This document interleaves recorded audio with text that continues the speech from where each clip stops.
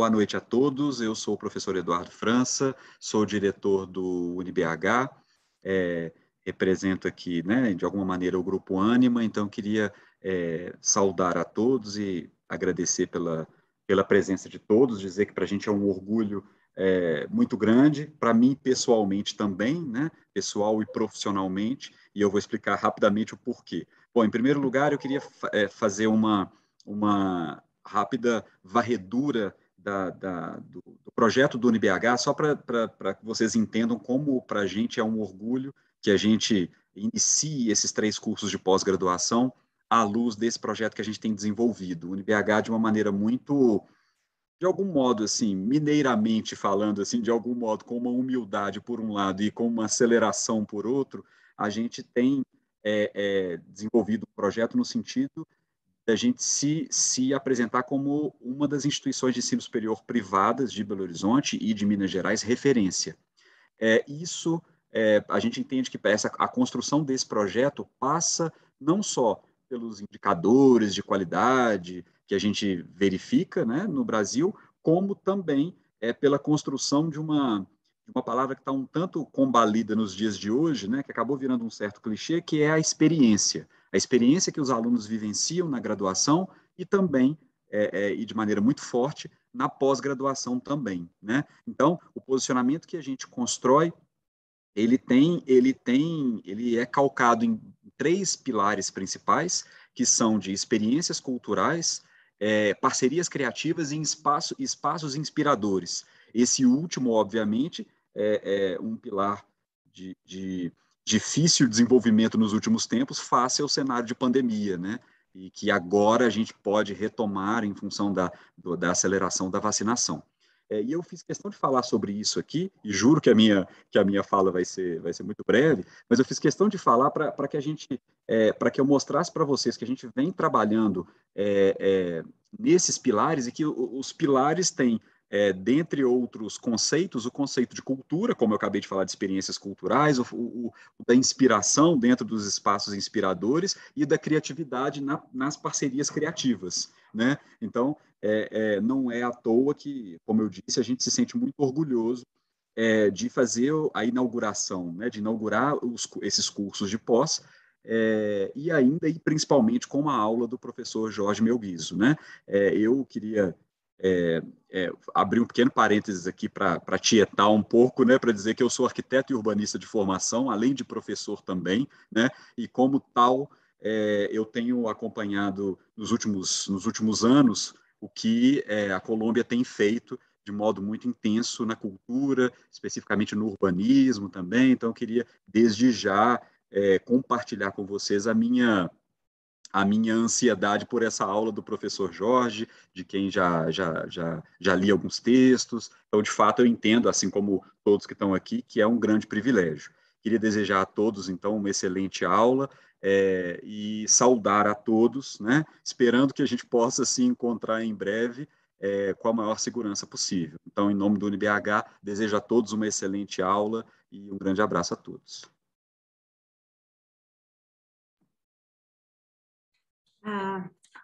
Muito obrigada, professor Eduardo França. Eu quero também dar boa noite a todos e desejar as boas-vindas.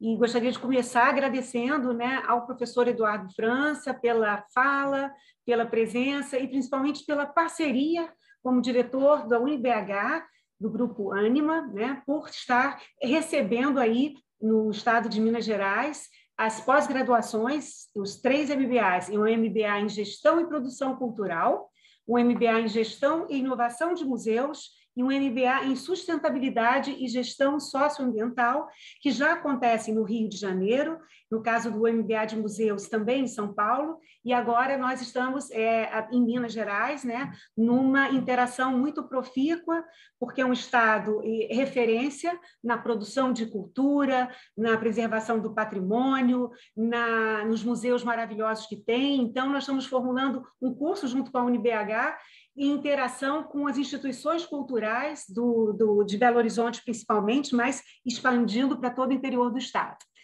Quero agradecer também a professora Marinês Mantovani e a Expomos por ter nos proporcionado a expansão dos nossos cursos, né, tanto para São Paulo quanto para Minas Gerais. E quero agradecer a todos vocês, ao público presente, aos alunos interessados nos cursos, aos professores que estamos trazendo para esses cursos também, e principalmente agradecer, né, e dar as boas-vindas ao professor Jorge Melquizo, que nos dá a honra em hoje estar aqui para o lançamento desses 3 MBAs, né, com o Grupo UniBH em Belo Horizonte, em Minas Gerais. Né? Gostaria de rapidamente falar um pouquinho sobre a BGC. Meu nome é Cátia Demarco, eu sou presidente da Associação Brasileira de Gestão Cultural, que desde 2002, em convênio no Rio, aqui com a Universidade Cândido Mendes, lançamos essas pós-graduações num programa que prospectava as novas dinâmicas e demandas do mercado de trabalho, e assim nós fundamos esse MBA em Gestão Cultural, o MBA em Gestão Social, depois o MBA em Gestão de Museus, e agora o MBA em Gestão Social, como eu falei, e o MBA agora em Sustentabilidade e Gestão Socioambiental. E em 2016, nós fundamos o programa Intersaberes, que foi uma experiência muito enriquecedora para nós todos, né? Tanto para nós quanto para professores e alunos, que levou os cursos de dentro da universidade para as instituições de referência na atividade fim de cada curso. Então, ali nós desenvolvemos o curso de Gestão de Museus dentro do mar, né, com a equipe integrada do Museu de Arte do Rio. O curso de Gestão e Produção Cultural já passou pelo Centro Cultural do Banco do Brasil, pelo Museu Histórico Nacional, pelo Centro de Referência do Artesanato Brasileiro, CRAB, e agora a nova turma que nós abrimos esse ano, né, ela está acontecendo no Museu de Arte Moderna do Rio de Janeiro. Então, os cursos eles têm uma interação junto, né, com os locais onde os alunos gostariam até de trabalhar um dia, né, onde os funcionários, a equipe desses espaços trocam, né, com os professores e os alunos, e existe ali um aprendizado mútuo, uma vivência holística de aprimoramento de todas as partes. Então, tem sido uma experiência muito rica, e assim nossos cursos seguem, né, nessa interação com as instituições culturais, com as visitas técnicas, com as palestras, né, de especialistas em cada setor, palestras nacionais, palestras internacionais. Então, são cursos que têm um trabalho de um conhecimento aplicado e contínuo numa troca, né, com assim, executivos e pensadores e pesquisadores nas diversas áreas. Então, eu queria só estar dizendo aqui que para a gente é uma grande honra estar aí chegando em Minas Gerais, e quero agradecer muito os professores, né, mineiros que aceitaram participar do quadro docente do curso, as instituições que estão nos recebendo também de braços abertos, né, para uma interação durante o período dos cursos. Então, assim, a vivência desses cursos assim, são 15 meses, né, podemos dizer, um crescimento muito grande, porque é uma troca direta com esse nicho de mercado, numa formação, né, de excelência, com professores que têm esse duplo perfil, né, acadêmico e executivo. Bom, eu queria agora, então, dar as boas-vindas a todos vocês novamente e passar a palavra para a professora Maria Inês Mantovani Franco, diretora da Expomos, que vai fazer a introdução ao tema da nossa palestra de hoje, que é a cultura para a equidade, cidadania e a convivência, né? Que justamente o professor Jorge Melquizo, que é um nome referencial na transformação social em Medellín, que inspira com um protagonismo exemplar, né, todas as cidades da América Latina que vivem as suas mazelas e têm seus problemas urbanos e sociais. Né? Então, as palavras dele sempre nos trazem muito ânimo de seguir em frente com as transformações necessárias, né, para um desenvolvimento consciente, sustentável e solidário. Eu vou passar a palavra para a professora Maria Inês Mantovani. Muito obrigada. Bom, boa noite a todos, a todas. Eu queria saudar, em primeiro lugar, ao grande amigo Jorge Melquizo, agradecer enormemente que ele tenha aceito estar conosco nessa noite. Gostaria também de agradecer as palavras do professor Eduardo França, que fala, né, de uma instituição que nós já consideramos parceira, porque temos trabalhado ativamente nesses últimos tempos, né, Kátia, para fazer, vamos dizer, para modelar esses cursos e fazer, sem dúvida alguma, um novo bloco de inovação dentro do programa bastante inovador que a universidade já traz a todos nós. Queria dizer que para Expomos é uma grande satisfação também a parceria com a BGC, que já se alastra aí pelo 3º ano, né? Minas Gerais, para nós, é um campo de experiência muito rico. A Expomos completa esse ano 40 anos e nós trabalhamos com Minas Gerais desde sempre, né, numa atitude de companheirismo, de colaboração e, principalmente, de uma relação muito próxima das instituições museológicas mineiras, que eu admiro muitíssimo, tanto que no curso que eu coordeno vamos trazer, né, Kátia, um cabedal de professores mineiros altamente representativos. Mas o meu papel hoje aqui não é falar dos cursos, é falar do meu grande amigo Jorge Melguizo, agradecer por ele estar conosco e contar para vocês como eu vejo o Jorge Melguizo. Eu pedi até para o Jean colocar no nosso chat aqui a bio do Jorge Melguizo, a bio oficial que ele nos enviou, porque eu acho que é importantíssimo que vocês todos possam ler, mas eu queria falar outras coisas a respeito dele, porque eu acho que a proximidade que ele tem com o Brasil, a intimidade com que ele nos trata e vamos dizer assim, a riqueza do que ele nos oferece há décadas, né? É algo muito sensível e, ao mesmo tempo, muito potente. Eu vou resumir o Jorge Melguizo numa frase que eu cunhei hoje, mas que eu acho que é a frase que mais me emociona e que mais diz sobre ele. Ele é alguém que inspira, no mínimo, um continente desde o início desse século. Então, o que significa isso? Significa que Jorge Melguizo começa, no início dos anos 2000, a ter um protagonismo numa cidade de Medellín, uma das mais violentas naquele momento do mundo, e ele, através da cultura, através da educação, através da sensibilidade e da sabedoria, ele mudou a cena de Medellín de uma forma tão impactante que isso passou a ser um modelo mundial. Acho que nós temos o privilégio de, pela proximidade da língua, pela proximidade física, pelos desafios que são os mesmos, nós pudemos beber dessa fonte muito logo e, portanto, nós temos décadas de aproveitamento, vamos dizer, não só da experiência do próprio Jorge, mas da experiência que ele disseminou, quer dizer, ele criou, na verdade, uma corrente de cultura, um caminho de inovação, uma confiabilidade, vamos dizer, no papel social das instituições culturais e, notadamente, nos museus. Eu me recordo muito bem quando ele se inoculou do vírus dos museus, né? E da primeira palestra, quando nós pedimos que ele focasse na questão museológica, né? E essa capacidade dele, né, quer dizer, de hibridar os mundos e de colocar as questões de uma forma tão visceral e tão importante, transformou muitos momentos importantes para nós. Eu gostaria especialmente de citar um, que foi no momento em que o Brasil recebeu a Conferência Mundial de Museus, no Rio de Janeiro, em 2013. Eu presidia o ICOM Brasil naquele momento, e o ICOM Internacional nos pediu que indicasse um latino-americano que fosse o keynote vamos dizer, pela Latinoamérica, né? Nós indicamos, por exemplo, africanos, indicamos europeus, indicamos... E aí, no momento que nós tivemos escolher a nossa representação, foi exatamente o Jorge que nós escolhemos.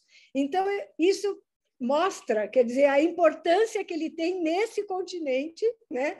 E é isso que eu falo, ele transforma esse continente de uma forma muito significativa e muito importante. Quando nós tivemos a ideia de fazer uma aula, essa aula aberta para os 3 cursos, em quem nós podíamos pensar? Evidente que no Roger de novo, né?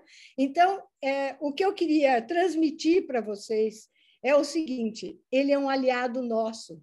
Outro dia, ele nos mandou uma foto, eu já nem me recordo, Roger, quem era o prefeito que estava com você, mas ele já atendeu as principais capitais brasileiras, as cidades, as bibliotecas, os museus. Quer dizer, ele é alguém que, a partir de hoje, todos vocês que aqui estão poderão dialogar. Esse, eu acho que é o que de melhor eu posso dizer da pessoa do Jorge Melguizo. Ele está sempre aberto a nos ouvir, a entender as nossas demandas e a refletir sobre elas, como vocês verão hoje, né? Então, eu só posso agradecer à UniBH, que propiciou que o Jorge estivesse aqui conosco hoje, nessa noite, e dizer a vocês que eu quero me deliciar, tanto quanto vocês, a partir desse momento. Jorge, eu prometo que ao lado aqui tem toda a informação que você mandou, mas eu achei que é muito mais importante para os nossos alunos saberem a grandiosidade da pessoa e do profissional que você representa num cenário muito mais amplo e global do que simplesmente ou a Colômbia. E gosto muito de dizer que você não fez nunca um trabalho solo, você fez sempre um trabalho articulado e formou novas gerações com esse pensamento. Eu acho que isso é o que de melhor nós podemos fazer humanamente e profissionalmente. Muito obrigado, Jorge, por esta noite. Encantado, Maria. É um prazer enorme, Maria Inês, muito obrigado por suas palavras, eu fico realmente emocionado, porque, claro, há 10 anos nossos caminhos começaram a se cruzar, e você sempre foi muito generosa e confiou muito em mim, você, a Kátia, toda a equipe, o Gledson, o Eduardo, o Márcio, o Jean, que ontem já conversou comigo rapidamente, mas foi uma conversa muito rica sobre nossa atividade aqui hoje, a Lena Cunha, que também vi por aqui, é um prazer, e outras pessoas também, claro, que foram chegando, estivemos juntos em algum lugar do Brasil, ou em Oaxaca há alguns anos, no Museu Reimaginado. É um prazer estar aqui de novo com você, e poder falar com vocês, e claro, com você, Maria Inês, temos também esse horizonte. Eu fui com você, com a Lena Cunha, Belo Horizonte, e é um prazer voltar, ainda que seja de forma digital, para Minas Gerais, para Belo Horizonte. Espero um dia espero que um dia possamos nos encontrar, claro, fisicamente. Tem 3 palavras que estão presentes no que eu vou mostrar a vocês. São 3 palavras, casualmente, que estão presentes nos títulos dos MBAs, os MBAs que vocês estão começando. Produção cultural, gestão e inovação de museus e sustentabilidade ambiental. As 3 palavras, produção, gestão e sustentabilidade, são 3 palavras da cultura. E eu gosto muito do fato de vocês no Brasil, inclusive, sempre estão mais do lado da produção cultural do que da gestão ou mediação cultural. Eu gosto muito disso, do termo produção, por tudo que ele pode ferir e tudo que pode ser gerado a partir desse espaço de produção. Mas falaremos de produção, gestão e sustentabilidade. Eu preparei uma apresentação e, na verdade, com base em diversos lugares, diversas coisas, e preparei uma apresentação para compartilhar com vocês. Vocês conseguem enxergar? Aqui, uma lâmina aqui de cultura, cidadania, equidade e convivência. Esse slide está aparecendo? Muito bem. Essas 3 palavras, então, equidade, cidadania e convivência, quando as pessoas me perguntam para que a cultura, para que um projeto cultural, eu digo que um projeto cultural tem que servir para gerar equidade, construir cidadania e gerar cidades com maior convivência. E esse é o porquê de qualquer projeto cultural, na minha opinião. Mas quando as pessoas me perguntam para que educação, Qual é o fim, o propósito, o sentido de um projeto educativo? De qualquer ordem, eu digo, a educação no Brasil, na Colômbia, a educação na América Latina tem que servir para construir equidade, cidadania e convivência. Vou compartilhar um dado horrível com vocês, que nos une com o Brasil e a Colômbia. Mas é um dado horroroso. É da semana passada, faz 10 dias. É do Banco Mundial. O Banco Mundial diz que os países com maior inequidade em toda a América, neste continente, somos Brasil, em primeiro lugar, e Colômbia, em segundo lugar. Veja, o Brasil e a Colômbia compartilham a liderança do pior campeonato, que é o da inequidade. Mas, além disso, Brasil e Colômbia compartilham hoje a necessidade de enfrentarem a destruição da cidadania, ou seja, a destruição de nossas sociedades e a construção de modelos. Nós precisamos realmente construir modelos. Temos que enfrentar modelos militares autoritários que se impõem, estão acima da necessária convivência a qual nós temos direito como cidadãos e cidadãs. Assim, o para quê de um projeto cultural, a equidade, a cidadania e a convivência. O para quê, ou por que um projeto educacional, equidade, cidadania e convivência. No Rio de Janeiro, eu disse há 3 anos, no Museu do Amanhã, que é realmente um nome maravilhoso. Eu adoro o nome. Aqui eu tenho o livro do Museu do Amanhã. O Museu do Amanhã, no Rio, eu, claro, adorei estar lá. Amo esse nome para o museu, Museu do Amanhã, porque como nós já conversamos, não é, Maria Inês? No futuro, os museus estarão nas casas. E a Covid fez com que tivéssemos que ficar em casa e começamos a fazer museografia em nossas casas. No Museu do Amanhã, são hoje nossas sociedades. Eu falei há 3 anos em uma palestra de Educação 360 que o principal desafio do projeto cultural é a educação de nossa sociedade. Eu falei que o principal desafio, o maior desafio da educação em nossas sociedades é a cultura.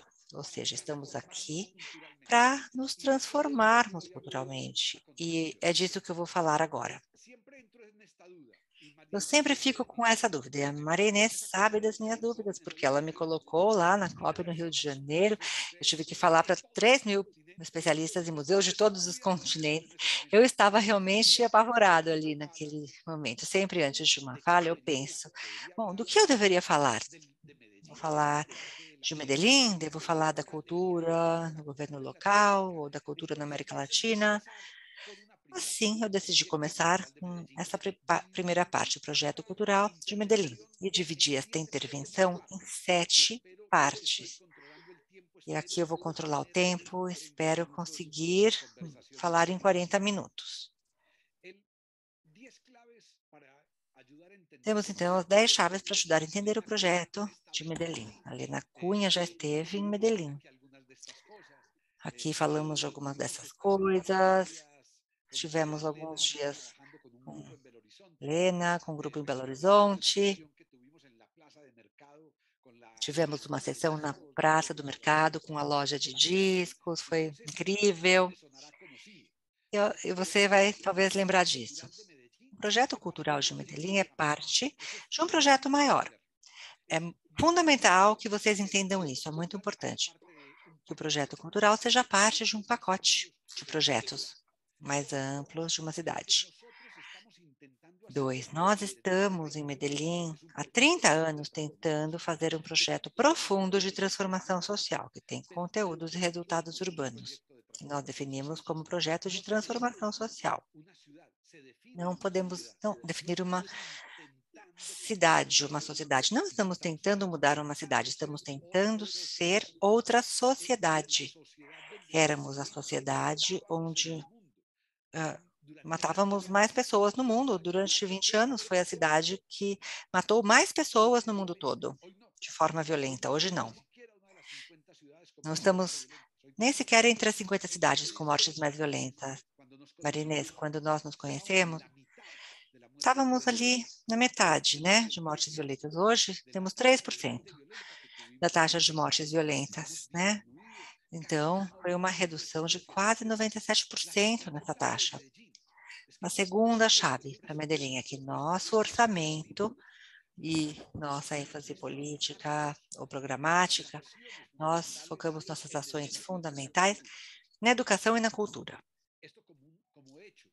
Assim, como fatos públicos, a partir dos governos municipais, mas também cidadãos, das empresas privadas, ações das academias, universidades, das organizações. A terceira, que é fundamental, que a cultura tenha surgido nos últimos 5 governos, com 5 prefeitos diferentes, de 4 partidos políticos diferentes, do centro, centro-esquerda, centro-direita e direita. Tivemos governos de todas as variáveis. E nessas 4 linhas, centro, centro-esquerda, centro-direita e direita, a cultura continuou sendo parte do projeto fundacional, se manteve ali na fundação dos projetos. Tem uma quarta chave, a combinação da engenharia e jardinagem cultural, o hardware e o software da cultura. O hardware é tudo aquilo que tem a ver com o plano de desenvolvimento cultural, o sistema cultural de Medellín, sistema municipal de cultura, os grandes equipamentos culturais. Fizemos 60 equipamentos culturais nos últimos 16 anos, e a jardinagem cultural são todas as políticas de apropriação, as políticas de formação, as bolsas, as redes de formação cultural. Então, esse é o paisagismo. Tem a quinta chave, que é fundamental. Eu digo sempre, se quiserem usar só uma, essa aqui acho que é mais importante. Conhecer, reconhecer, valorizar e potencializar o que já existe em nossos territórios, nossos bairros. É algo que existe sem o governo, apesar do governo, inclusive contra o governo. Projetos que fazem coesão social, que fazem inclusão, que estão fazendo participação, que estão construindo equidade territorial, que têm geografias físicas, sociais e humanas claras dos seus territórios. E aí temos a sexta chave, que é essa, o fortalecimento dos grupos e entidades culturais formais. Fortalecer. Desculpem, eu vou fechar a janela porque começou a chover e eu estou aqui um pouco doente.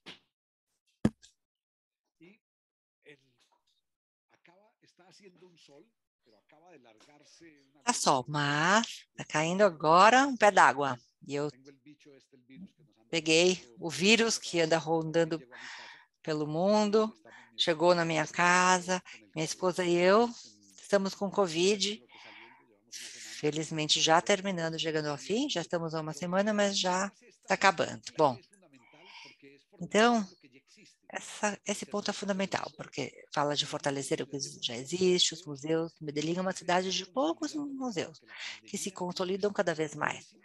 Claro que foram fortemente impactados pela pandemia e hoje é difícil o relacionamento com a prefeitura, porque, claro, está tudo mais limitado, mas tenho certeza que tudo isso será superado.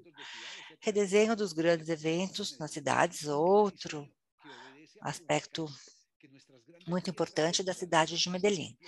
Nossas grandes festas culturais, e, por exemplo, temos a Festa do Livro e da Cultura como um exemplo muito importante. Temos elementos da Flip de Paraty, com Mauro Munhoz, o arquiteto que coordena esse projeto. Nos conhecemos em 2008, em 2009 estive com ele em Paraty, e aí tem algo que é fundamental nesses eventos, que devem gerar emoções, festivais, eventos culturais que devem ser geradores de novas formas de nos relacionarmos como sociedade, de termos coesão entre os diferentes setores sociais. Então, eventos ou desenho para que promovam maior inclusão, equidade, mais oportunidades. Como eu disse há pouco, criamos, a partir de 2004 até hoje, 60 novos equipamentos culturais. Eu tive a sorte, como secretário da Cultura, por 4 anos, pude ajudar a impulsionar os parques biblioteca de Medellín. Hoje temos 9 parques biblioteca e um 10º parque biblioteca, que já é como um filho de uma outra dimensão, um pouco menor, mas muito interessante, no bairro novo da cidade, um grande centro de desenvolvimento cultural, no bairro Lixão de Medellín, o bairro Moravia, e essas 21 unidades também articuladas. Os centros, tem uma referência no Brasil que eu gosto muito de comentar, que são os Centros Comunitários de Paz, com paz. Quem não conhecer, procure Centros Comunitários de Paz, no Recife, que se basearam em Medellín. Usaram algumas referências ali desse bairro Moravia, fizeram uma síntese muito interessante, tem 4 centros comunitários de paz, ou as utopias também, em Iztapalapa, no México. Utopias que já são 9 que foram inauguradas nos últimos 3 anos, 5 estão em construção. Equipamentos que também se basearam nesses de Medellín, aprenderam ali e depois produziram coisas novas, inovaram. Depois temos as mudanças internas na prefeitura. Não podemos fazer coisas diferentes sem mudar internamente a forma de fazer as coisas. E a 10ª, que poderia ser também a mais interessante, é o valor simbólico da cultura. A cultura seja importante não apenas para um governante, um secretário de cultura. A cultura não é importante apenas para aqueles que trabalham no mundo cultural, gestores, produtores, mediadores, artistas, organizações de bairro. A cultura é um fato simbólico importante para a maioria da população. Que seja realmente isso, já seria algo fundamental. Então, essa é a primeira parte, Medellín. E a partir desses 10 aspectos, eu posso passar para as outras 6 partes. Direitos culturais, para terminarem uma construção da América Latina em alguns elementos. Eu gosto muito dessa frase do Pepe Mujica, ex-presidente uruguaio. Ele falou isso em 2017. E parece que foi uma pandemia. Temos que sempre ser capazes de construir um outro tipo de relação. Construir os direitos culturais é construir cidadania. Então, passarei agora rapidamente por esses slides, direitos culturais. Vou compartilhar com todos vocês essa apresentação, mas os direitos culturais, nós sempre falamos que, bom, os direitos culturais que são aceitos formalmente, não é? A Declaração de Friburgo, de 2007, está também, a Declaração Mundial, mas ninguém presta atenção, devem ter essas características para serem possíveis. Se os direitos não estiverem acessíveis ou disponíveis para a população, não forem adaptados, não forem idôneos, não serão direitos. Um filósofo colombiano, Stanislau Zuleta, disse que os direitos sem oportunidades não são direitos. Se eu tenho direito à educação, mas não tenho oportunidade, na educação não tenho direito. Eu tenho direito à cultura. Temos direito à cultura. Mas não tenho oportunidade? O direito? Não tenho forma de acessar o melhor da cultura? Esse direito me é negado. Isso é fundamental. E, claro, eu explico aqui essas categorias, mas passo rapidamente por elas. A pergunta que devemos nos fazer sempre, seja no Brasil, na Colômbia, falamos de direitos culturais. E eu poderia perguntar a vocês, bom, eu já tenho aqui a resposta para a Colômbia, poderia perguntar se são direitos reais no Brasil os direitos culturais.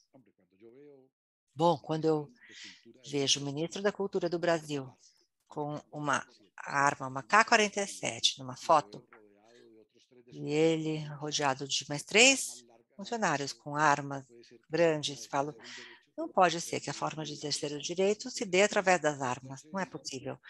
Então, são direitos reais, os direitos culturais no Brasil?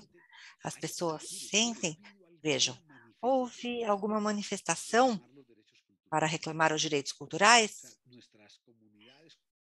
Nossas comunidades entendem que a cultura para elas é um direito, porque sabemos, sim, de manifestações pelo direito pela vida na Colômbia, no Brasil, na América Latina, assim, há manifestações pelo direito à saúde, pelo direito à educação, existem manifestações pelo direito à água potável, aos serviços públicos, ao transporte público. Nós fazemos manifestações, os cidadãos se manifestam para exigir o direito à cultura. Se a cultura não for assumida como um direito, bom, não sei, não será defendida como um direito. E nessa terceira parte falamos da relação dos direitos culturais com o direito à cidade, que será o direito ao território e a construção da cidadania cultural. Eu vou explicar da seguinte forma, vou brincar com as palavras aqui. Se nós falarmos não só de direitos culturais, mas também de cidadania cultural, de construção de cidadania, de direito à cidade. E se entendermos que construção de cidadania é, em grande parte, a construção de cidadania cultural, duas coisas. Pensem que o resultado da educação, como eu disse no início, tem que ser a cidadania. Então, se nós esperamos algo da educação, é a transformação cultural de nossas sociedades. Então, o fim de todo projeto educacional deve ser ter novos e melhores cidadãos e cidadãs. Então, construção de cidadania deveria ser entendido como construção dessa cidadania cultural também. E na América Latina hoje, esta construção deve ser entendida como a construção de uma nova sociedade, mas uma sociedade nova a partir da noção do coletivo, não do privado. Bom, eu vou ter uma frase que não é fácil de dizer. Não basta que o governo tire as pessoas da pobreza. Vou repetir. Não é suficiente que um governo, através de medidas públicas, ajude a milhões de pessoas a saírem da pobreza. Isso não é suficiente. Se essas pessoas saírem da pobreza diretamente ao consumo, diretamente para a violação das normas cidadãs, se elas saírem da pobreza para passarem diretamente à construção do seu projeto privado, mas não do projeto público, sair da pobreza para consumir tudo que é mais poluente e horroroso para o meio ambiente, talvez não consigamos nada. O que conseguimos foi passar de pobres a consumidores, mas não teremos conseguido construir cidadania. Talvez o desafio não seja apenas superar a pobreza. O desafio de nossa sociedade deve ser isso, construir uma cidadania com a noção do coletivo, não do privado. Não é como eu saio da pobreza para comprar a maior televisão, o maior carro que mais polui, a roupa de marca e tudo mais para mim, para os meus. Como no Senhor dos Anéis, meu anel, meu tesouro. Então, o que poderemos fazer para construir na América Latina essa construção do coletivo, essa noção do coletivo? Para construir a noção do coletivo na América Latina. A cidadania cultural é a construção coletiva do direito ao território. Também poderíamos dizer, para continuar brincando com as palavras, Marinês, você sabe que eu adoro brincar com as palavras. Para mim, as palavras contêm a chave de muitas das coisas da nossa sociedade. Então, para ser redundante, a cidadania cultural é a construção coletiva do direito coletivo ao território, ou é a construção coletiva dos direitos culturais, porque os direitos culturais são o direito coletivo ao território. Quando construímos os direitos culturais, estamos construindo o direito coletivo ao território. E quais são esses direitos? Falamos do direito ao território, do que estamos falando? Estamos falando de um direito a um habitat, estamos falando de um direito a ser parte de algo, de um território, da coesão social. Falamos de viver dignamente. O que eu vou dizer também, eu sei que eu sou horrível. Talvez Nosso desafio não tenha que se limitar a superar a pobreza. Talvez o desafio possível seja construir a dignidade. A dignidade, em boa parte, é o acesso ao público de total qualidade. Quando um cidadão ou cidadão tem acesso ao público com excelente qualidade, educação pública excelente, transporte público excelente, serviços públicos excelentes, espaços públicos excelentes, ginásios excelentes, culturais, deportivos. Aí sim acontece a construção da dignidade, inclusive em meio às pobrezas monetárias. O índice Gini mede a inequidade econômica pela renda, mas nós em Medellín evidenciamos que é possível construir equidade com acesso da comunidade mais pobre ao público de qualidade. Isso é fundamental, a construção da dignidade, viver dignamente em um território. O direito à convivência não pode ser que a morte violenta continue sendo a marca de nossas sociedades. O direito ao governo, devemos ser capazes de construir novas democracias. Não essas democracias tão frágeis do Brasil, da Colômbia, da América Latina. Não essas democracias nossas, que são quase democracias representativas apenas. Devemos conseguir construir democracias deliberativas, democracias participativas, democracias do comum, construir o comum, o comunitário, o coletivo, e não a partir, eu diria isso depois, mais tarde, com as palavras da Maria Tereza Urilli, uma socióloga, não a partir da harmonia, não é uma questão de construir harmonia, é uma questão de construir uma sociedade, entendendo os conflitos dessa sociedade e assumindo os conflitos como um fato social, cultural. O direito à igualdade de direitos é outro dos direitos, outro dos direitos ao território.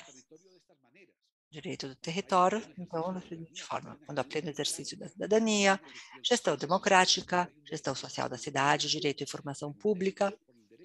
Devemos nos perguntar pelo direito da informação pública, em época em que nossos governantes mentem descaradamente, e nas redes sociais também, que se transformam em uma incerteza, não sabemos o que é verdade ou mentira. Como conseguiremos construir uma dimensão da informação pública que nos gere esse direito à sociedade, liberdade, direito à moradia digna, água, acesso, tudo isso é direito à cidade. Isso é parte de um trabalho, de um documento sobre território a partir da cultura, um laboratório da Secretaria da Cultura de Medellín. E nós temos que falar sobre isso em nossos laboratórios culturais. Nós temos que falar disso quando falamos de produção cultural, gestão de museu, sustentabilidade ambiental. Quinta parte. E ainda tenho 10 minutos. Acho que eu estou bem com o tempo. Cultura cidadã. Bom, um rapeiro, hip hopper, como vocês falam no Brasil, um rapper ou hip hop, disse em Cali, uma cidade na Colômbia, há alguns anos, ele estava ali fazendo uma palestra, ele falou, cultura cidadã é amar a cidade com fatos. Eu adoro essa definição. Pensemos nos fatos que diariamente geram essa frase. Quais são todos os fatos de amor com relação à cidade que cada um de nós constrói? Uma organização colombiana com sede em Bogotá, que fechou na pandemia, infelizmente, depois de 25 anos, fechou, disse, cultura cidadã é uma visão de sociedade, é a construção da confiança, a construção da regulação voluntária das leis, das normas, da autorregulação, é a construção da valorização do público, é uma relação diferente com as mulheres e as crianças, é a valorização da vida humana, é a igualdade, sem os condicionamentos de classe. O Brasil e a Colômbia são dois países onde há muito classismo e muito racismo. Como poderemos avançar em sociedades menos classistas e menos racistas? Um professor de uma universidade privada, no Medellín, Adolfo Slava, tem 3 definições que eu gosto muito para a cultura cidadã: resistência, reivindicar o cotidiano e construir o pró-social, gerir o pró-social. E ele diz, é a saída numa boa aos dilemas coletivos. Como sair numa boa? Como solucionar nossos problemas com assuntos estruturais na América Latina, no Brasil e na Colômbia? Temos esse imperativo ético, como construir essa nova sociedade, nova cidadania e resolva seus problemas numa boa, sem recorrer às violências. Nós somos sociedades que derrubam tudo aquilo que não conseguimos entender. É algo que está acontecendo cada vez mais. Eu só converso com pessoas que pensam como eu. Só saio para jantar com pessoas que comem o que eu como. Eu só visto roupas que as pessoas como eu também usam. Eu só concordo com pessoas que pensam como eu. Eu só leio aquilo que as pessoas próximas a mim estão lendo. E assim vamos ficando cada vez mais parecidos com guetos, igrejas. E as igrejas são assuntos particulares, são assuntos privados, mas o público tem que ser o coletivo. Uma sociedade é um assunto público. Uma sociedade tem que se construir justamente com aquilo que nós conseguimos entender. Precisamos nos perguntar sempre, quem é que está à frente, que tem outras lógicas, que tem outros pontos de vista? Quem é essa pessoa que está diante de mim, que tem uma outra visão da realidade, sem criar uma barreira, uma exclusão? Vamos buscar maneiras de integração, de diálogo. Uma universidade, na verdade, basicamente tem esse desafio de agrupar em seus campos universitários físicos ou digitais as diferentes formas de construir e de pensar. O desafio, então, é um desafio cultural. Construir uma sociedade que ouça, interprete, que se deixe interpelar, que respeite a diversidade e consiga ver a diversidade, uma riqueza e não um perigo. Vejam, um exemplo fácil. A Amazônia, que a gente compartilha. A floresta amazônica, que une o Brasil e a Colômbia, e nos distancia. Aquilo que nos separa também nos une. E nos separou mais do que uniu Colômbia e Brasil. Duas sociedades que são muito semelhantes. Eu percorri toda a América Latina, todinha, com exceção da República Dominicana e Haiti, na verdade. Mas sim, conheço todo o resto da América Latina. As duas sociedades mais parecidas entre si são a brasileira e a colombiana, mas somos separados pela floresta amazônica, uma floresta que nos separa em vez de unir. Mas essa floresta é rica e a sua riqueza é a diversidade.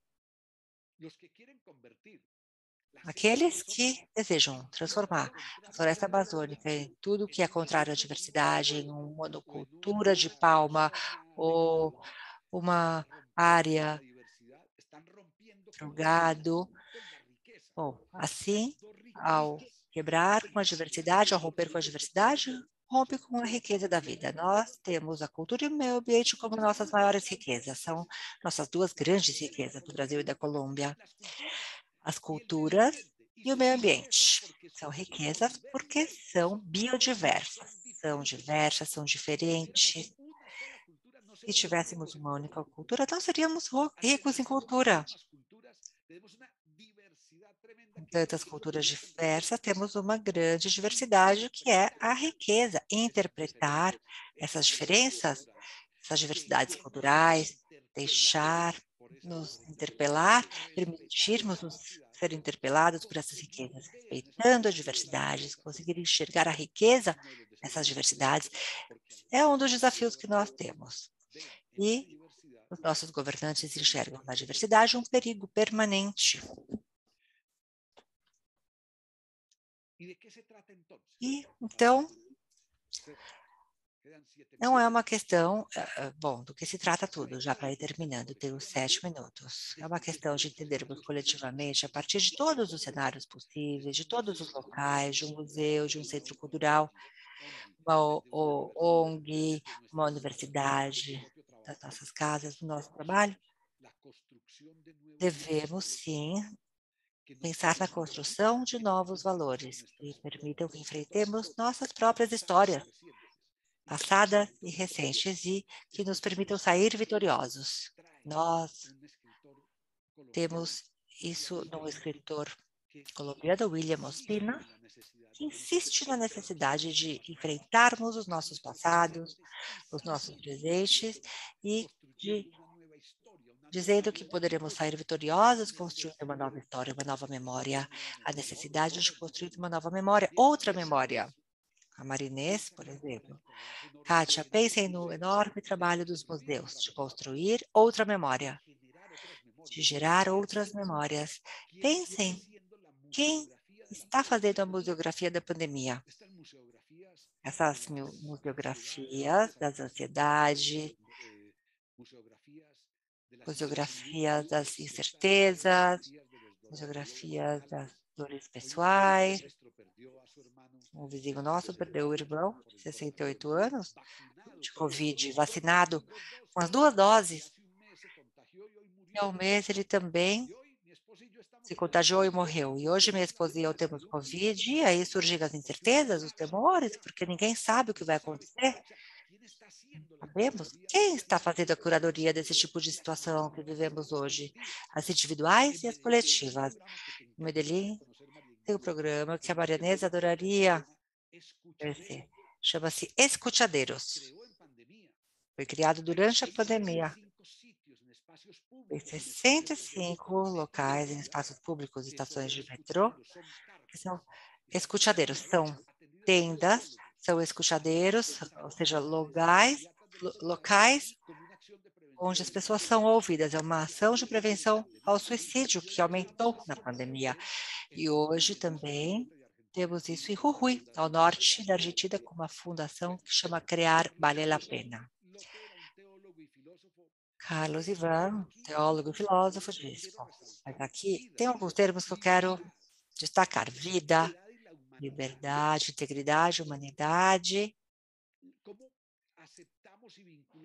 Como aceitamos e como vinculamos, como aceitamos e inserimos em nós mesmos que a riqueza reside na diferença e que os valores são construídos a partir dessas diferenças por nós.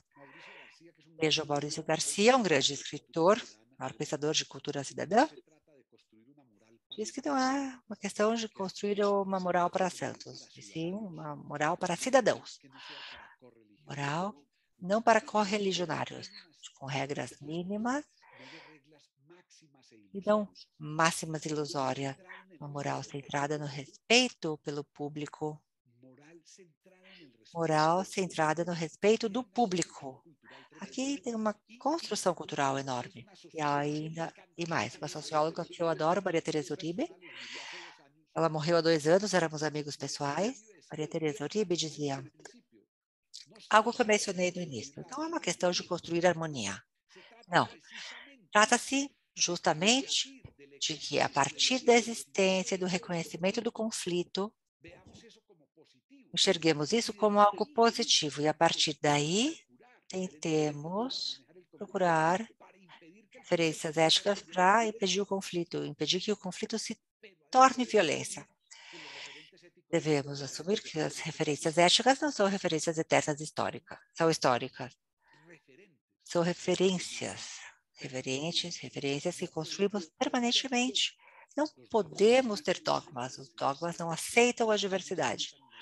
Os dogmas não aceitam a divergência. Os dogmas não aceitam a diferença. Os dogmas não aceitam o pluralismo. E uma universidade não pode trabalhar com dogmas. Uma universidade trabalha com perguntas. No final das contas, Paulo Freire é brasileiro? Foi brasileiro? Paulo Freire, com a pedagogia e a pergunta, marcou a todos nós. Teríamos que avaliar a educação. Kátia, teríamos que avaliar a educação. Letson, Eduardo, Márcio, pela qualidade das perguntas no final das aulas, não pelas respostas. Todos os nossos alunos de terceiro ano, ensino fundamental, 8 anos de universidades, mestrados, deveriam ser avaliados não pelas respostas, mas sim pela qualidade de suas perguntas. Enfim, essa parte tem 1 minuto e meio. Para que a cultura, então? Para apreciar a própria vida e aprender a conviver com o outro. Estes são os 2 objetivos principais de um projeto cultural, ao meu ver. E deveriam ser os desafios na América Latina. Apreciar a própria vida, valorizar a própria vida e aprender a conviver com os outros. Toda política, todo projeto cultural deveria ter esses objetivos. Alguns dos desafios são convivência pacífica, fortalecimento do público, enfrentar a inequidade, reconhecer as diversidades, construir sociedades, construir cidadania. Portanto, a tarefa cultural é a geração de maiores espaços para participação, começando pela participação em cultura política. Precisamos ser capazes de gerar melhor cultura política em nossos países, para que não continuemos cometendo os erros que estamos cometendo ao elegermos certos governantes. Ainda muito por fazer em cultura política para evitar que essas democracias continuem sendo computações criminosas que nos levam a votar a cada tanto tempo. Na Colômbia tivemos manifestações há pouco tempo que, para mim, se transformaram em um grande procedimento, um grande projeto cultural. E termino. Já acabou meu tempo, 40 minutos, mas eu peço mais 2 minutos apenas. Superar a indiferença é nosso grande desafio cultural. Nosso grande problema cultural é a indiferença. Somos sociedades da indiferença.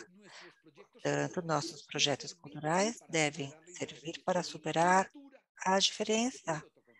E a cultura é o antídoto contra a diferença. Os direitos culturais são os antídotos contra as múltiplas indiferenças da nossa sociedade. E o desafio de nossas sociedades pede respostas. Devemos mudar a resposta de ser como somos e devemos perguntar que tipo de sociedade somos, que tipo de sociedade queremos ser, quais são os elementos que nos unem como sociedade, que elementos fazem com que sejamos parte da América Latina, não os que nos separam, mas os que nos integram à América Latina. Que elemento me integra com o vizinho, a vizinha? Que elementos integram os bairros, integram a cidade, nos coesionam? Rio de Janeiro com Belo Horizonte. Ou, simplesmente, poderíamos terminar esta fala começando com uma pergunta. A pergunta, então, permitiria que voltássemos a iniciar outra conversa. Como se constrói na América Latina, no Brasil, na Colômbia, uma nova cidadania? Muito obrigado. 41 minutos e 51 segundos. Quase, hein? Quase. Maravilha, muito bom. Muito obrigada, professor Jorge. Encantado. Olha, um banho de energia, né? de forças para a gente entender a cultura como um potencial de resistência, né? A democracias combalidas e frágeis como as nossas e tantas outras na América Latina, e ter a arte também como ativismo, né? Que, aliás, é uma vertente que cresce aqui no Brasil na arte contemporânea, que a gente até chama de artivismo. Bom, antes de começarmos a dialogar, trocarmos ideias e repassarmos perguntas, eu gostaria de parabenizá-lo, dizer que a sua fala nos tocou muito e nós temos muita afinidade com tudo que você falou, e principalmente no momento atual aqui no Brasil. E eu gostaria aqui de passar a palavra, antes das perguntas de todos, para o professor Márcio Schiavo, que é vice-presidente da BGC, e ele tem uma passagem muito interessante e muito oportuna a sua fala hoje. E aí eu gostaria que ele contasse para a gente aqui rapidinho. Márcio. Vamos lá. Na realidade, é apenas um testemunho. Há 30 anos atrás, quase que exatamente, estávamos em Medellín, junto com alguns colegas locais, mas com Paulo Freire, Luiza Tuccia, na universidade, fazendo uma série de eventos, exatamente... Márcio, Oi? Eu acho que o Márcio... Vocês estão ouvindo o Márcio? Todos estão escutando? Então tá bom, porque eu não estou. Tá. Também está bem, obrigada. Perfeito. Desculpa a interrupção. Kátia, me ouça. Então, estávamos Sim, como não? há 30 anos testemunhando o que era Medellín dos anos 90. Era quase que a coincidência do domínio ali do Pablo Escobar, as bandilhas e toda aquela movimentação que levava a ser a cidade provavelmente mais violenta do mundo, pelo menos em registros. E nesse tempo, nosso discurso com as pessoas participantes já era muito da necessidade de construir uma nova história, uma nova geografia, considerando a geografia, o nosso deslocamento no tempo e a nossa história, o nosso deslocamento no espaço. Lembrando que 92 também foi a Rio 92, né? Onde, de certa maneira, no Rio houve um grande avanço nas questões ambientais, na consciência ambiental, de que o ambiente é um só, de que a casa é única, onde todos moramos. E hoje a gente tem a oportunidade de estar escutando o Jorge trazendo vitórias, e são vitórias curiosas porque elas não deixaram derrotados.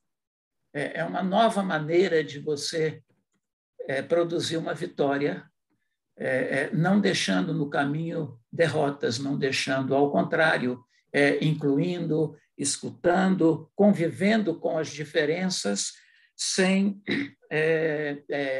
permitir, sem rejeitando as desconfianças.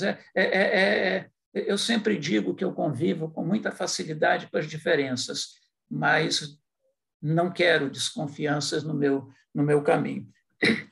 Então, ouvi-lo hoje é uma satisfação muito grande, porque eu comparo com esse tempo vivido anteriormente, né? E vejo que foi possível Medellín, será possível para o Rio, será possível para São Paulo, será possível superarmos a situação de violência que estamos vivendo.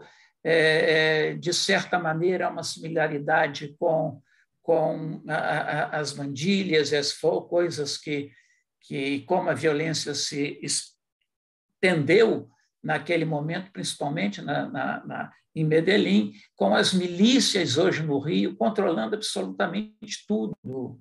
E é preciso uma reação muito forte da população.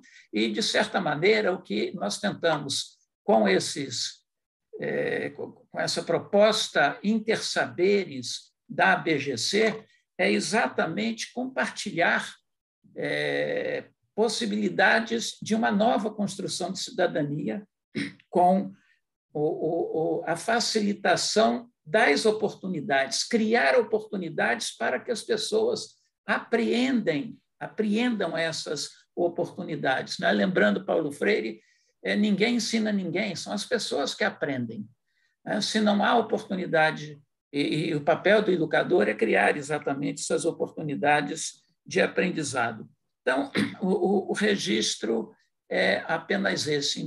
Ainda tem o som da Macarena, que era a música de muito sucesso nos anos 90 na Colômbia, e também a lembrança daquilo que a gente tentava contribuir, discutindo, e seguimos na luta. Então, é um prazer muito grande estarmos unidos aí ao Jorge nesse momento de lançamento de novos cursos, que venham as transformações e que essas transformações sejam tão vitoriosas como as que foram de Medellín. Obrigado. Obrigada, Márcio. Voy a decir algo, Kátia.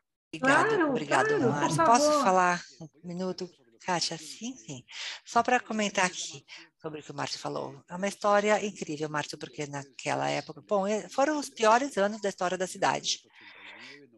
89, 90, 91, 92. Foi o pico realmente da violência na região. E nós, em um único ano, em 91, pior ano, tivemos 6.700 mortes violentas em Medellín. Uma cidade que ainda não chegava a 2 milhões de habitantes. E isso significa que a cada dia morriam de forma violenta, em média, 18 pessoas. Em média, morriam de maneira violenta 18 pessoas só em Medellín. Era um horror. Durante 20 anos, morreram violentamente 60 mil pessoas. Mas, para fechar, tem um dado também, tem a ver com a resposta que nós fomos construídos. Você usou uma expressão que é a mais usual. Medellín foi a cidade mais violenta do mundo. Eu nasci em um bairro que é a Comuna 13 de Medellín.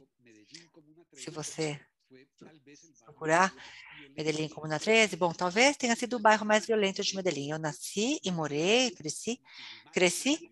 Minha mãe também morou aí até 12 anos atrás, no bairro mais violento da cidade, mais violenta do mundo. Mas nós construímos outro conceito. E não existem bairros nem cidades violentas. Medellín não foi a cidade mais violenta do mundo. Meu bairro não foi o bairro mais violento de Medellín. Meu bairro foi o bairro mais violentado de Medellín. Medellín é a cidade mais violentada do mundo. Porque é muito diferente ser violento e ser violentado. É muito diferente ser vítima de ser vitimizado. Quando eu sou vítima e presumo que a minha cidade, que é a favela Providência ou a favela Paraisópolis, no Brasil, não são favelas violentas, mas favelas violentadas, que a favela Maré não é uma favela violenta, mas sim violentada, quando pensamos que são vítimas da violência, precisam de um abraço, que nós vamos dar a uma vítima, o abraço. E o abraço é essa intervenção integral de projetos sociais, projetos educacionais, culturais e urbanos. É uma articularidade, essa articulação, a integralidade que todas as intervenções devem ter, onde, já para fechar, os indicadores devem ser os indicadores do território, não os indicadores do projeto. Então, eu explico. Quando nós fizemos os 10 parques de biblioteca, o indicador não era passar de ler um livro para 2 livros, não. Ou que dali a 15 anos as crianças lessem 6,4 livros naquele bairro. Não, não era isso. Os indicadores dos parques de biblioteca são inclusão, oportunidades, acesso e convivência. E tudo isso na construção da qualidade de vida. E é o que fazer a partir da cultura para construir equidade, para construir inclusão, convivência, qualidade de vida. Não só como melhorar o indicador cultural, mas uma criança que nasceu há 30 anos em Medellín, quando você já estava aqui, março de 92, uma menina que nasceu em 92, no meio das piores violências. Essa menina Não importava, não pensava em ir 2,5 vezes ao ano ao teatro, ou ir 1,8 vezes ao museu, ou ler 5,2 livros a cada ano. Não. A meta dela era ter convivência, ter oportunidades, direitos, acesso aos direitos, e assim, nessa enclave territorial, assumindo os bairros como bairros violentados, vítimas e não violentos, é quando o projeto cultural tem essa dimensão de abraçar uma sociedade. Eu adoro essa anedota, essa imagem. E o que você disse é verdade. Medellín, sim, mostrou, apesar de todos os nossos problemas, que é possível. É possível. Em meio a tudo isso, é possível. Então, nós já temos aqui, professor Jorge, algumas perguntas, né? E que nós gostaríamos de passar. Perfeito. Temos uma pergunta da professora Iole Mendonça, que eu quero muito apresentá-la, porque ela é coordenadora da pós-graduação que nós estamos inaugurando aqui hoje, de Produção e Gestão Cultural. E ela vai primeiro fazer a pergunta, depois nós temos uma pergunta da professora Maria Inês, que também vai trazer uma pontuação muito interessante, e depois também eu tenho uma pergunta. E se vocês quiserem perguntar ou entrar no diálogo, na nossa conversa, são super bem-vindos. Vamos aproveitar esse momento rico, né, de trocas aqui. Vou passar a palavra para a professora Iole Mendonça. Bom, Jorge, é um prazer grande estar escutando você aqui e partilhando com você e com os nossos futuros alunos esse momento aí importante e com tantas reflexões que nos levam a alguns momentos que já vivemos e que viveremos, né? E aí a minha pergunta segue nessa linha, porque você disse algo muito importante em relação a resgate e a cidadania, a criação de uma cidadania, e que acabar com a desigualdade não é colocar mais gente na linha do consumo, que foi algo que nós vivemos há algum tempo atrás, né? O Brasil ele experimentou, né, no início do século agora, um momento de resgate de várias pessoas da linha da miséria, da pobreza. Nós tivemos uma inclusão importante de pessoas dentro de uma nova classe social, de uma classe social melhor, mais em condições de aí essa questão de consumir, né?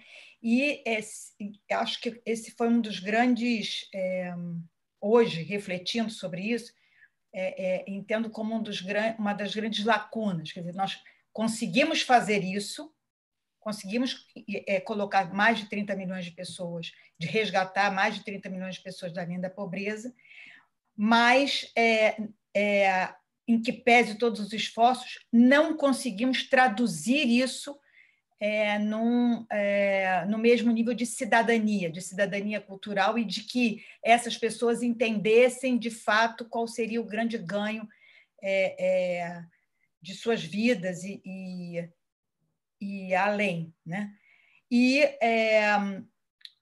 vivemos, então, né, um momento de retorno e de retrocesso, né, em que, há algum tempo atrás, o jornalista Fernando Gabeira escreveu algo que me tocou profundamente, que ele disse que nós estávamos vivendo o Brasil do passado, né? E realmente estamos retrocedendo em muitos pontos, etc. E vamos agora passar num outro ponto. Estamos entrando num ano em que será, a meu ver, um dos mais importantes que a nossa história passou, porque ou vamos interromper esse ciclo de retrocesso, ou seguiremos nos afundando, né? E nos afundando nesse processo de desigualdade que a pandemia aguçou ainda mais, né? Tivemos mais de 600 mil pessoas mortos, perdemos mais de 600 mil brasileiros e, em sua maioria, perdemos mais de 600 mil brasileiros pobres, mais de 600 mil brasileiros vivendo em situações degradantes, indignas, usando a palavra que o senhor colocou. Então, assim, a minha pergunta é o seguinte: como, dentro desse quadro tão difícil, a cultura, a nossa área, né, e nós, professores e estudantes desta área, podemos contribuir para que este momento, para que essa decisão, que será uma decisão de cada um, né, porque, graças a Deus, cada um vale um voto, né, aqui, ainda, né, ainda valemos um voto, podemos contribuir para que essa discussão se dê.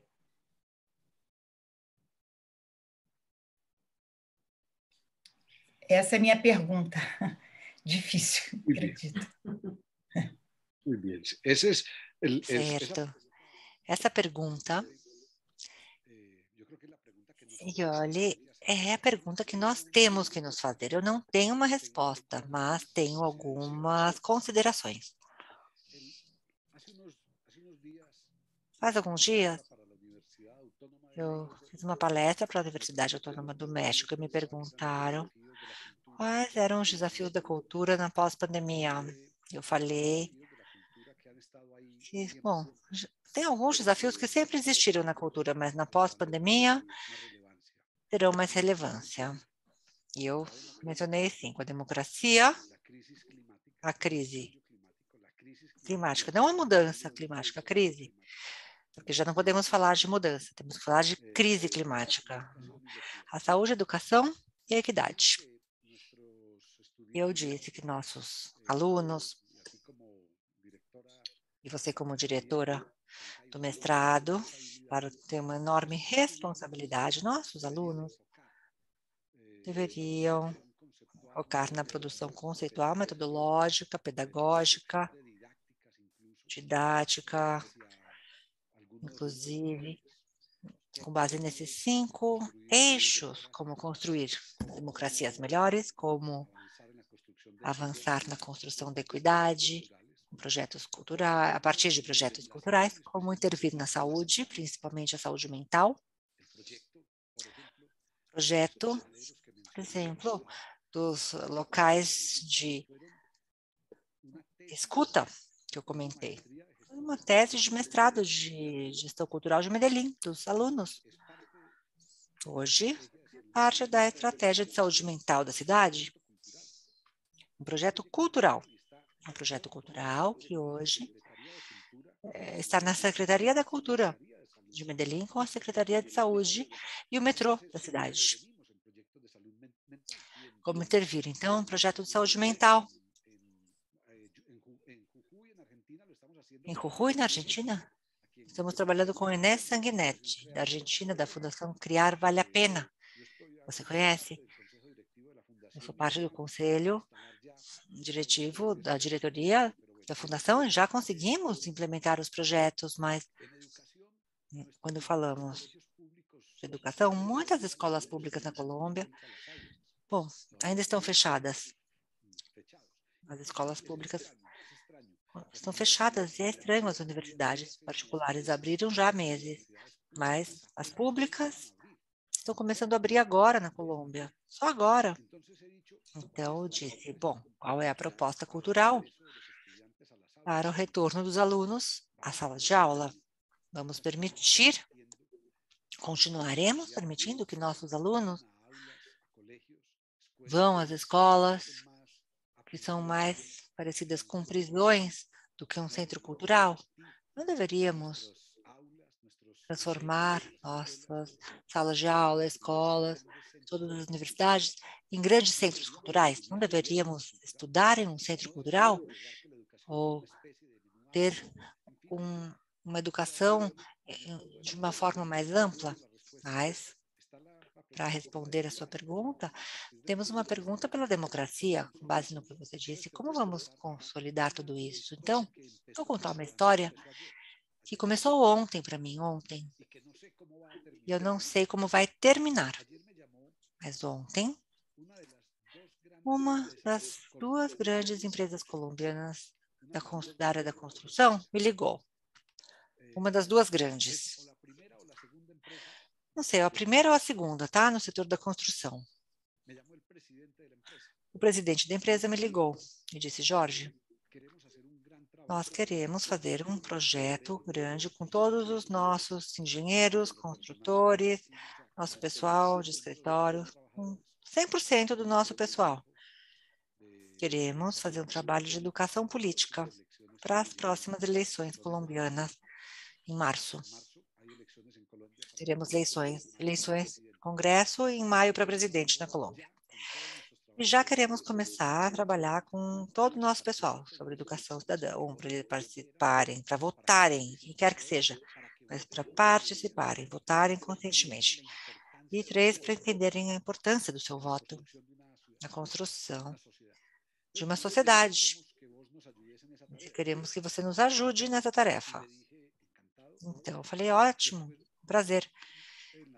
Depois, à tarde, ele disse, tem uma reunião, queria apresentar isso. E no final da tarde, ele me ligou e falou, Jorge, temos também a Câmara Colombiana da Construção. Uma iniciativa, todos os construtores no país querem participar. E eu respondi a mesma coisa que eu vou responder para você. Falei, olha, em dezembro,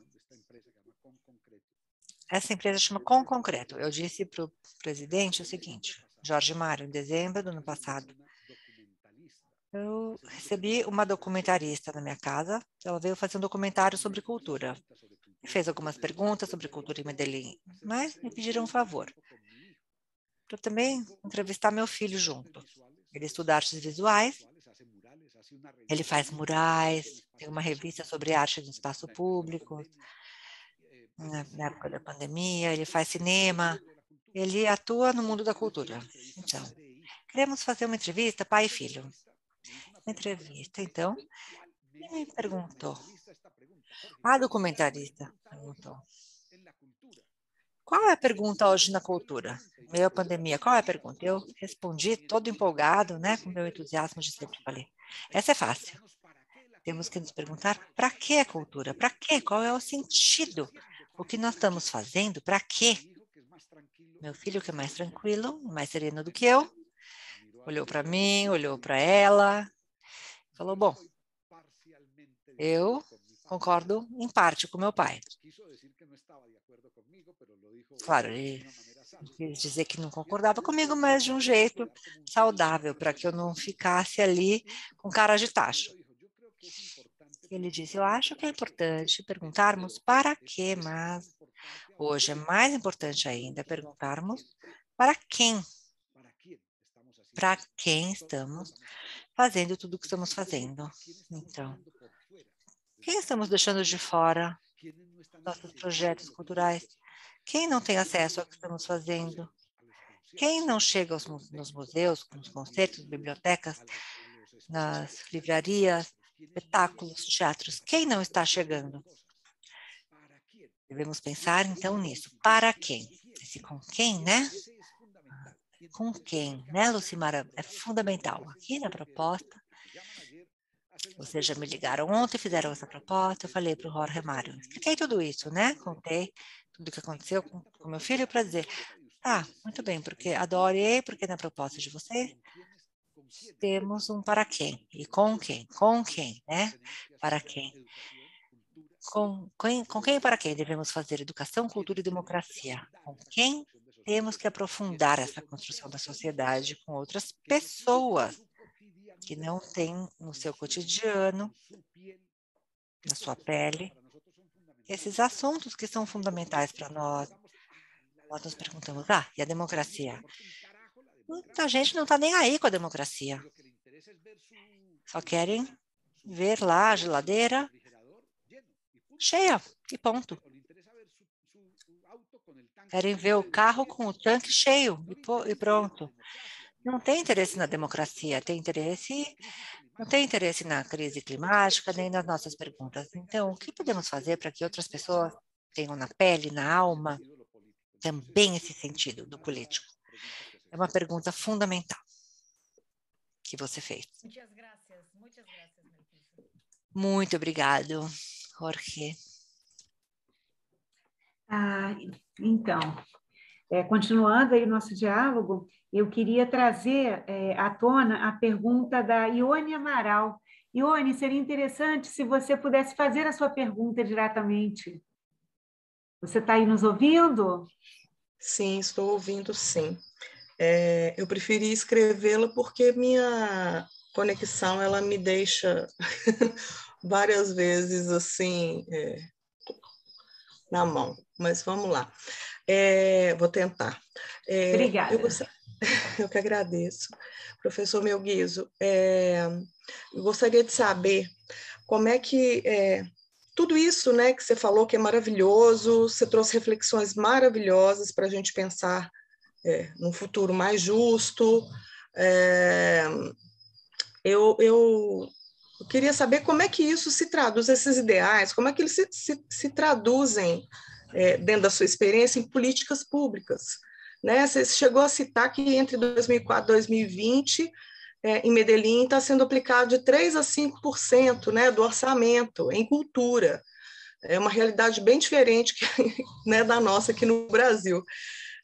E aí eu fiquei curiosa para saber assim, e como que esse recurso ele vem sendo aplicado? Como que ele chega nessas comunidades, as iniciativas culturais? Existe um processo participativo dessas comunidades, nessas políticas de cultura? E se há também uma relação disso que você está falando com o que a gente tem aqui como política do cultura viva? É isso. Eu te agradeço. Bien, Ione. Sí, Bem, Ione, sim. Vou começar pela última parte da pergunta. Existe uma forte relação entre as políticas de Medellín com a cultura viva comunitária. Nós usamos como referência o Brasil, pontos de cultura do governo Lula, livro do Círio Turino. E nós estivemos muitas vezes com ele. Este chapéu, na verdade, ele comprou em Medellín.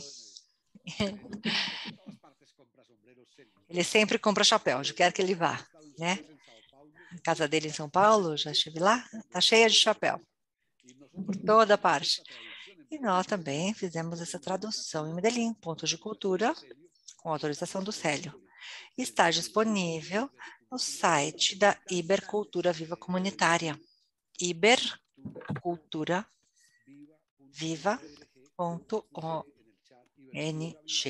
Está aqui no chat, tá? .org. Vocês encontrarão na seção de documentos o livro Pontos de Cultura do Célio Turino e outros. Uma bibliografia muito boa está ali.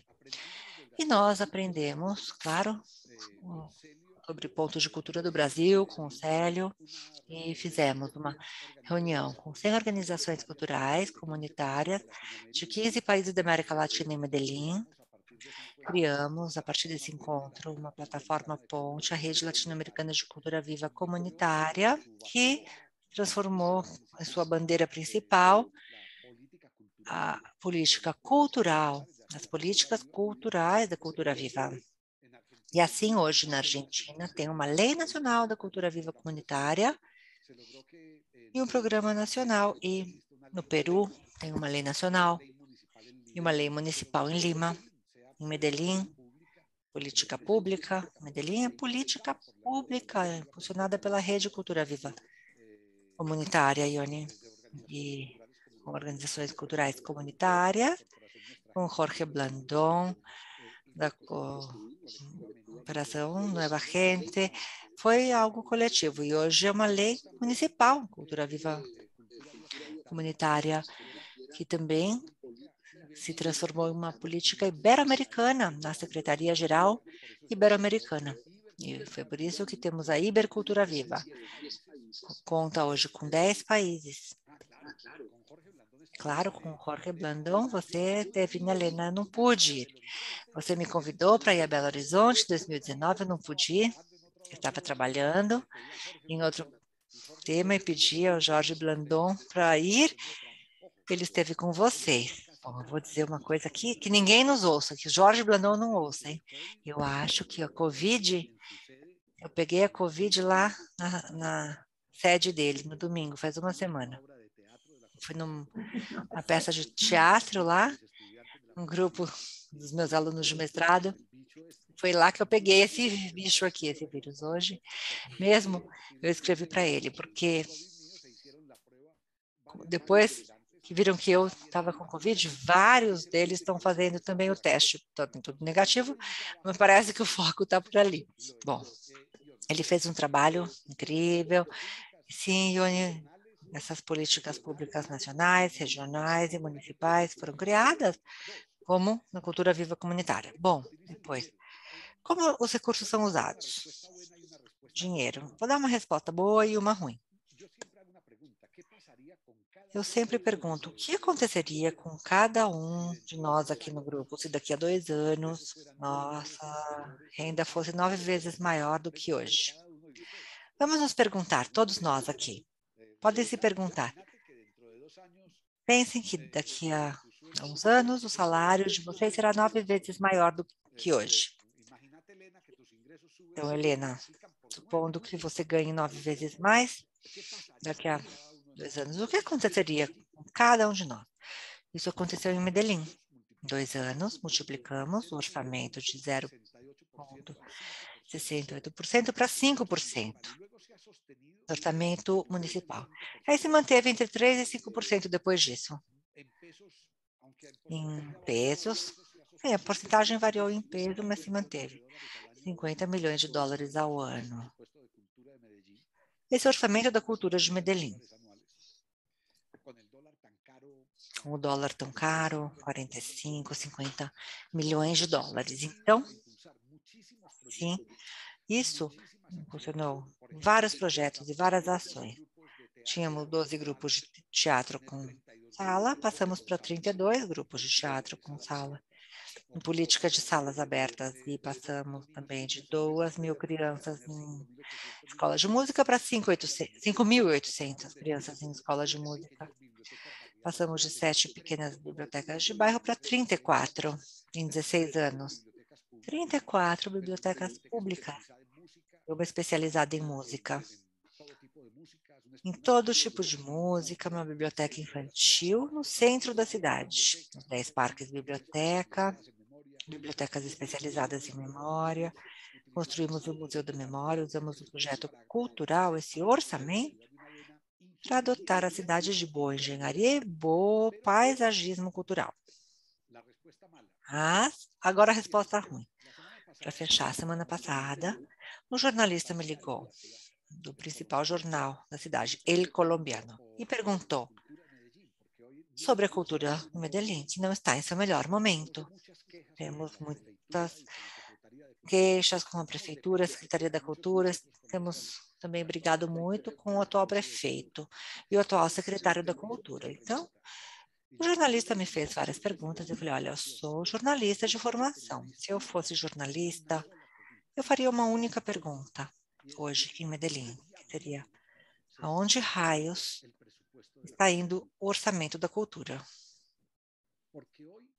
Porque hoje o orçamento continua sendo importante, mas não se vê tanto, se evidencia menos. Hoje, já não são construídos grandes equipamentos culturais. Na verdade, o orçamento para projetos chave da cidade está diminuindo. Rede de formação cultural, orçamento para os museus. Então, a gente se pergunta para onde raios está indo isso? O que está acontecendo? Então, nessa parte, Ione, que eu quero dizer é que nem sempre ter um bom orçamento significa que ele será bem empregado na cultura. Em municípios, no lado de Medellín, imediatamente, colado uma rua na outra, tem municípios ligados, 220 mil habitantes. tinha um orçamento miserável em cultura. Há 6 anos, um grupo de pessoas. Bom, nós ajudamos a prefeitura, o prefeito, a aumentar o orçamento em 9 vezes. 4 anos depois, esse prefeito estava na prisão. A prefeita que o substituiu estava na prisão e o prefeito anterior estava na prisão.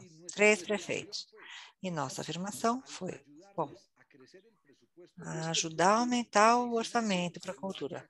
Nós ajudamos assim, permitimos assim que eles tivessem mais para roubar, porque esse orçamento maior não se transformou no projeto cultural daquela cidade. Então, sim, devemos sempre ter essa atenção entre um bom orçamento e uma boa execução. E o fundamental é sempre construir a cidadania, construir grupos de controle social do público. Na Colômbia, dizemos dedurias cidadãs, grupos cidadãos que controlam o que é público. Eu sou parte de 2 vedorias ou observatórios cidadãos. Nós ficamos de olho nas contratações, nos projetos públicos, existem muitos observatórios cidadãos para ter maior controle social, isso é fundamental para que os projetos públicos e orçamentos públicos façam mais sentido.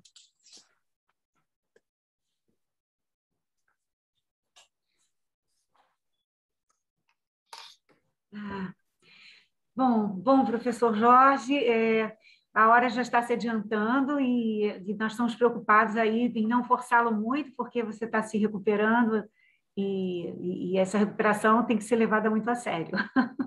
Então, não queremos te forçar muito a se cansar, mas para encerrar, a gente gostaria de ficar aqui conversando muito mais tempo, temos tanta afinidade, né, nos problemas dos nossos países. Katia, sim. Eu aceito essa proposta. Mira, eu he dicho... Kátia, aceito a proposta. Eu falei uma coisa e faço a seguinte proposta. Lena, Marinês, Jolie, Kátia. Proponho o seguinte, numa próxima vez, eu disse que a pandemia deveria nos fazer pensar. Deveríamos fazer seminários noturnos que comecem às 7, 8 da noite e durem, bom, aconteceu num bar com cerveja, mojito, cachaça, comida. De verdade, estou falando de eventos acadêmicos. É sério? Não da gente ir para um bar e encher a cara. Bom, também, mas o que eu quero dizer é que nós deveríamos ter espaços que, bom, sejam uma mesa assim, com 30, 40, 50 pessoas, um local onde a gente possa trocar, falar, das 7 da noite à 1 da manhã. Então, seriam seminários acadêmicos diferentes. Seria uma transformação. Aceito a proposta de estender esses diálogos aqui no Eixo Adentro. Lara, você ia ter que estar com a gente, viu? Na tradução. Seria maravilhoso. Bom, professor, está vendo? Olha, tem que estar na hora de dar uma relaxada. Bom, então, eu quero passar agora a palavra para o nosso querido coordenador das pós-graduações na UniBH, que é o professor Gledson Santos, para encerrar esse nosso diálogo tão motivador, né? E que deixou esse gostinho de quero mais. Vamos depois pensar num outro encontro para continuarmos o nosso debate, com certeza. Aí eu queria agradecer imensamente a todos vocês, né, aos nossos professores, nossos alunos, e principalmente ao Jorge, por ter estado aqui com a gente, mesmo com a Covid tendo pego ele, enfim. Agradecemos por você não ter cancelado e ter feito esse esforço de estar aqui conosco hoje, viu? Desejamos melhoras para você e para sua esposa, e que o ano que vem seja um ano mais promissor para todos nós, para a cultura, para a educação, para o meio ambiente, né? Se Deus quiser. Bom, eu passo a palavra para o professor Gledson Santos. Obrigada. Boa noite a todos. Obrigado, professora Kátia. Queria agradecer, né, a presença de todo mundo, dizer que esse encontro foi muito gratificante, muito prazeroso. né? Eu sempre digo que os nossos encontros aqui são de muito aprendizado, muito ricos, né? Eu sou pedagogo de formação e vivi aqui em Belo Horizonte, em uma região, em um bairro de comunidade onde a violência, sim, muito alta, né? Então, eu sou uma das pessoas que foi beneficiado, né, por programas parecidos com o que o senhor fez lá, aí em Medellín, né? E eu não entendia muito, e hoje, como professor de currículo, cultura e sociedade, hoje eu já entendo, mas antes eu não entendia essa relação estreita, né, de poder entre cultura, sociedade, né, e educação.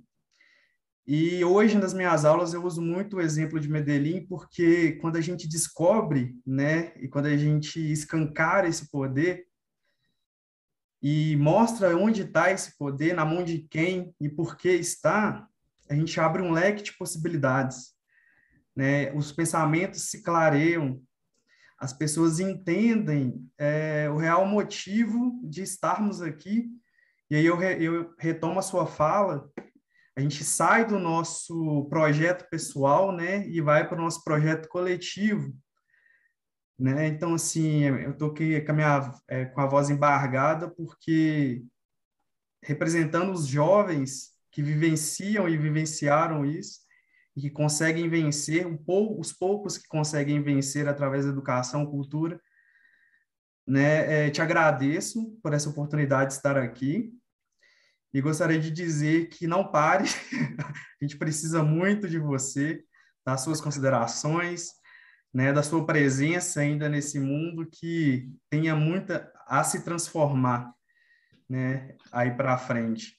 Então, assim, agradecer mesmo a presença de todos e propor que todos abrissem a câmera para a gente tirar uma foto, um print desse momento, assim, que é muito especial, né? E falar de cultura, de educação, falar de transformação, né? É especial, né? E ainda, quando a gente vê que a educação, ela cumpre o seu papel, né? Quando a gente consegue movimentar uma pessoa de um ponto a outro, né? E quando esse ponto ele é ainda maior de onde ela estava inicialmente, né? Quando ela cumpre esse papel, ela tem que ser felicitada, tem que ser comemorada, né? E tem que ser transmitida para todos. Então, eu gostaria de encerrar com essa fala de agradecimento, né? E também pedir essa foto com todo mundo. Antes da foto final, Gladson, o Adriano levantou a mãozinha ali, ele quer fazer alguma consideração. Pode falar, Adriano. Você pode abrir a sua câmera, por favor? Adriano, está ouvindo a gente? Ah, ele está dizendo que foi sem querer, que ele esbarrou na mãozinha, que foi sem querer. Bom, então podemos partir para a foto. Eu queria, antes, só fazer um agradecimento, que eu sei que eu vou estar fazendo em meu nome, em nome da Marinês Mantovani, da Iole, do Márcio, né? Para o Gladson, né? Para o Leandro, professor Gladson, professor Leandro, né? Que estão assim nessa interação com a gente há meses, elaborando e afinando o currículo dos cursos para essa adaptação ao Estado de Minas Gerais, né? Agradecer mais uma vez ao professor Eduardo enfim, o desafio, né, de implantar esses novos cursos na universidade. E quero agradecer à professora Maria Helena Cunha, que está aqui presente, a Janaína Mello, a Ana Werneck, a Anísia Werneck, que nos auxiliaram e estão assim, conosco, trabalhando na inserção desses cursos em Belo Horizonte, né? Algumas delas estão aqui presentes e nós queremos muito agradecê-las, né? por essa receptividade, por esse apoio fundamental que estão nos dando. Então, é isso. Então, a gente termina por aqui. Vamos fazer a foto, então, Gladson? Então, vamos fazer a foto, por favor. Então, vamos. Você printa para a gente, Jean? Jean, como é que faz para aparecer todo mundo assim distribuído? Já coloquei todo mundo aqui em grade, agora já tirei o print com todo mundo aparecendo. Ah, então tá ótimo. Bom, tirei mais de um por segurança. Obrigada. Muchas gracias. Parabéns. Muchas gracias, María Inés, muchas gracias por todo. Katia, a todos, Lena, a todo el abrazo. Lucimara, qué bueno verte. Kátia, Lena, Lucimara, que bom te ver. Obrigada a todos. Foi um prazer enorme. Um prazer Estarei enorme sempre para à nós disposição. também. Tudo de bom. Obrigada a todos. Um grande abraço. Grande abraço, boa noite a Vemos vocês nos todos. nossos Boa noite, cursos. professor. Boa noite. Boa noite, pessoal.